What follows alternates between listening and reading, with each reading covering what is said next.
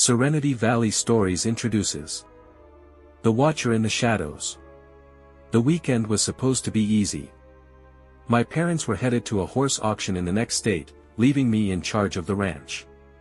At 17, I'd been handling most of the chores for years, so they weren't worried about leaving me alone. The ranch was our life, our legacy, and I took a lot of pride in knowing I could handle it. We had about 20 horses, spread across a couple of large pastures, with the main barn and a few smaller outbuildings scattered across our property. Our house sat at the heart of it all, an old but sturdy structure that had been built by my great-grandfather. It was isolated, nestled in a small valley surrounded by thick woods. The nearest neighbor was miles away, and the only sounds at night were the wind through the trees and the occasional cry of a distant coyote. I remember that Friday evening vividly. The sun had dipped below the horizon, painting the sky in hues of orange and purple. I had just finished feeding the horses, taking a moment to lean against the fence and watch as they settled in for the night. The air was cool, filled with the earthy scent of hay and the faint musk of the animals. I felt a sense of calm, content with the silence that blanketed the ranch. That's when I first noticed something was off. The horses, usually docile and calm at this hour, were restless. They shifted uneasily, their ears twitching and heads darting around as if they were hearing something I couldn't. I furrowed my brow, straining to listen, but all I could hear was the breeze rustling the leaves. I chalked it up to the usual nighttime sounds and headed back to the house. The night wore on quietly. I made myself dinner, watched some TV, and eventually went to bed, tired from the day's work. But sleep didn't come easily. I tossed and turned, my mind buzzing with unease that I couldn't shake.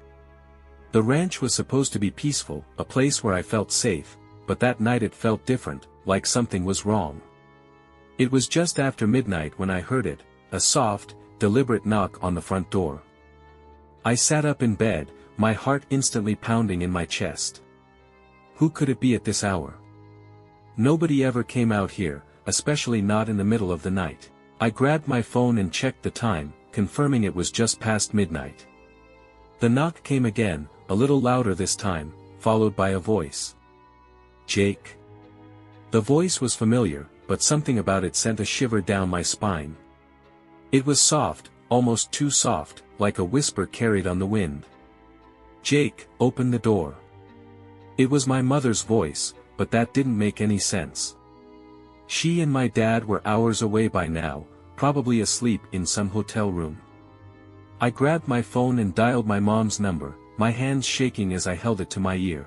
It rang once, twice, 3 times before she answered, her voice groggy. Jake. What's wrong? I felt a chill run down my spine. She was half asleep, clearly nowhere near the ranch.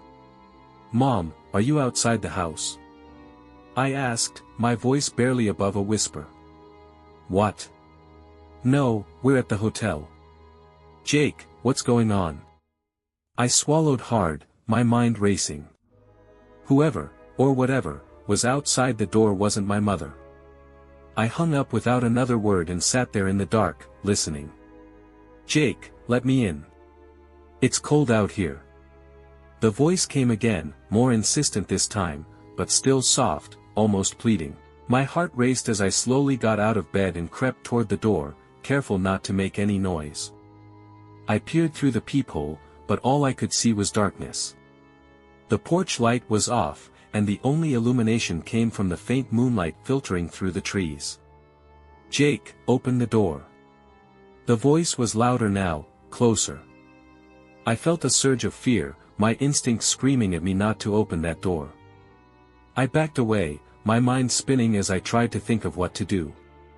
I could hear the horses outside, their restless movements growing more frantic. Something was out there, something that shouldn't be. I remembered the stories my grandfather used to tell me when I was younger, tales of the old spirits that haunted these lands. He called them skinwalkers, beings that could take on the appearance of animals or people, using their voices to lure you out, to trick you. I had always dismissed them as just stories, but now I wasn't so sure. I heard a soft scratching at the door, like someone, or something, was dragging their nails across the wood. My breath caught in my throat and I backed away further, trying to put as much distance between me and that door as possible. Then, suddenly, the sound stopped. The silence that followed was deafening, pressing in on me from all sides. I held my breath, listening, waiting. The only sound was the pounding of my heart in my ears. "Jake."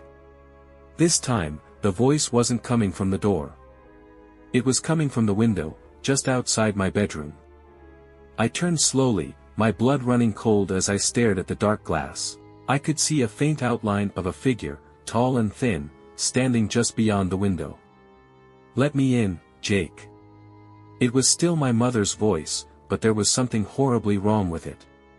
It was flat, emotionless, as if whoever was speaking didn't quite know how to mimic human speech. I could feel my legs trembling, fear paralyzing me in place. Then, as if sensing my hesitation, the figure moved. It pressed its face against the glass, and I saw it, pale, gaunt, with hollow eyes that seemed to stare right through me. The skin was stretched tight over its bones, like a corpse left out in the sun too long, and its mouth twisted into a grotesque smile. "Let me in," it whispered again, the words barely audible through the glass.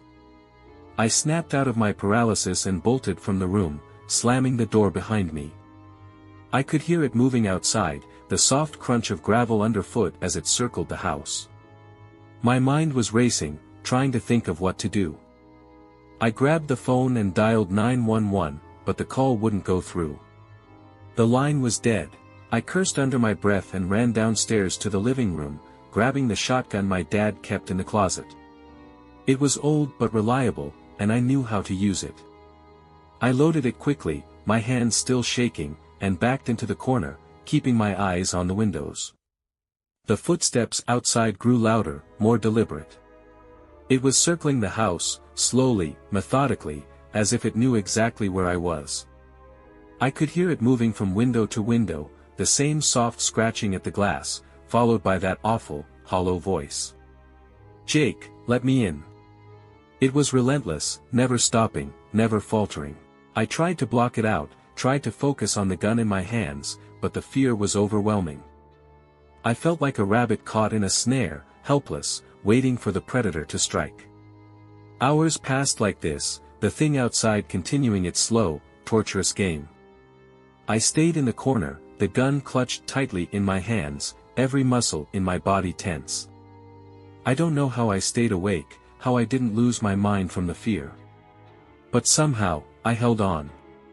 Then, just as the first light of dawn began to filter through the windows, the scratching stopped. The footsteps faded, and the voice went silent. I sat there, holding my breath, waiting for it to come back, but the only sound was the distant chirping of birds. I waited for what felt like an eternity before I finally dared to move.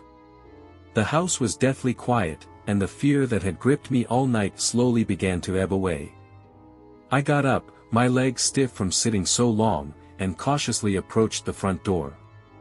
I peered through the peephole, but there was nothing, just the empty porch bathed in the soft morning light.